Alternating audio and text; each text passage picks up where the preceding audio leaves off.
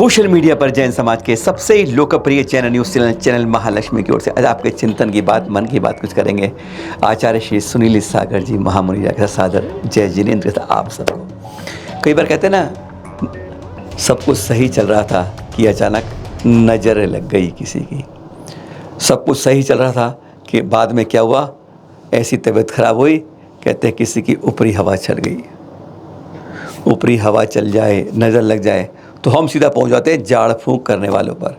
ले भाई झाड़ू मार फूंक कर, और कोई तावीज़ लेने पहुंच जाता है।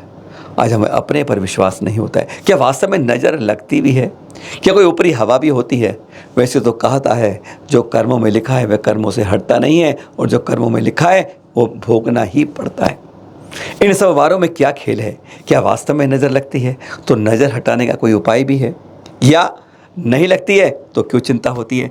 इस बारे में चैनल महालक्ष्मी सीधा चर्चा की आचार्य श्री सुनील सागर जी महामुनि से। रख दिया उनके सामने कुछ ऐसा ही सवाल, जरा सुनिए हम और आप, कुछ मिले तो कुछ इसकी निजात सुनिए जरा। सब कुछ सही चल रहा था, अचानक किसी की नज़र लग गई। आज सही था, पता नहीं किसकी हवा आ गई, आज सब कुछ कम हो गया, धंधा खत्म हो गया, घर में ऊंच नीच हो गई, झगड़े हो गए। ये हवा, ऊपरी हवा या नज़र, क्या इसका वास्तव में कुछ है, ऐसा व्यवस्था है या बिल्कुल गलत है? अगर है तो उसका उपाय क्या है? एक बात तो मानना पड़ेगा, बाह्य तरोपाधि समग्र क्रियम कार्येषु ते द्रव्यगत स्वभावः नैवान्यथा मोक्ष विधि से पुंसाम ते नाभिबंधन परिसर बुधानाम। स्वयं उस स्रोत में लाइन कहे कि कार्य जो होता है अभ्यंतर और बहिरंग कारणों के, निमित्तों के, अपनी योग्यता के कारण से होता है। बात सही है, प्रभाव तो पड़ता है। देखो, ठंडी हवा जब लगती है तो हमें अच्छा लगता है कि हाँ ठंडी हवा आ गई और गर्मी से अब थोड़ी राहत मिली, और कहीं से सुगंध आती है तो ऐसे लगता है हाँ आज घर में बढ़िया भोजन बना है।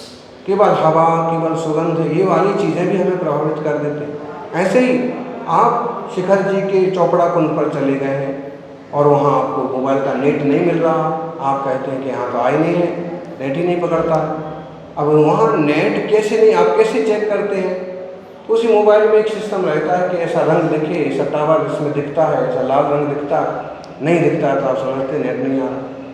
तो जैसे ये नहीं दिखने वाली चीज़, अब कोई कहे भाई तुमको कहाँ दिखा के नेट नहीं आ रहा है, तो वहाँ कोई खड़ा हुआ तो है नहीं खंभा कि ये नेट है कि नहीं। तो जैसे ये सारी चीज़ें अदृश्य हैं और फिर भी अपना प्रभाव दिखाती हैं, वैसे ही नज़र होती है, किसी की बैड नज़र होती है। हम किसी को बुरा ना समझें, लेकिन फिर भी एक परंपरा रही है किन्हीं पिछड़े हुए प्रदेशों में, डाकण दायण वो तो आती हो गई, लेकिन फिर भी होता है कि किसी व्यक्ति की कुछ ज़्यादा ही खुटी वृत्तियाँ हैं, पाप कर्म का प्रभाव ज़्यादा है, तो कई बार उनका सोचना या उनका हाय करके बोलना वो भी दूसरे को थोड़ा सा प्रभावित कर जाता है। ये बात वो मानेंगे जो निमित्त संबंध को स्वीकार करते। सिर्फ उपादान की तरफ से बात करें तो भाई वो तो सिर्फ निमित्त बना, योग्यता तो हमारी।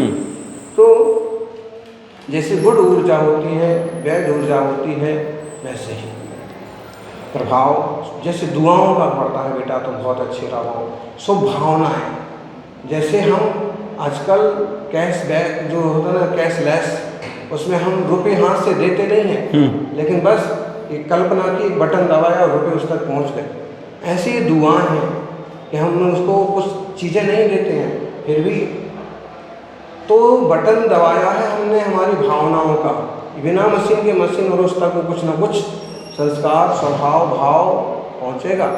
और इसलिए आजकल लोग जो चीज़ें देते हैं कोस के देते हैं। अब जैसे अपने बेटी को या अपने बालों को ही देना है तो हिसाब लगाएंगे कि क्या करें, अब उन्होंने पहले दिया था तो कुछ तो बढ़ा के देना पड़ेगा। तो उसके साथ में चीज़ें तो कीमती रह सकती हैं, भावनाएं कमज़ोर होती हैं, इसलिए रिश्तों में खटास आ जाती है।